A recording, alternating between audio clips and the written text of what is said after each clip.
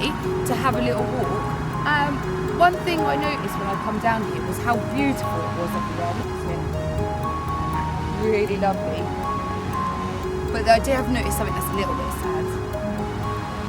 The amount of rubbish that there is. But I've come up with a really good idea. I thought maybe we can collect some of this rubbish and make an amazing Endangered Creatures Mobile. So let's go and collect some stuff. There's lots of stuff that we can use out here. We do have to be careful when we're going through stuff not to pick up anything that could be too yucky.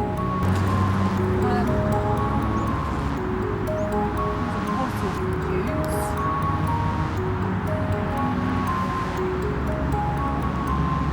There's a CD. There is another bottle. I think that is it for now.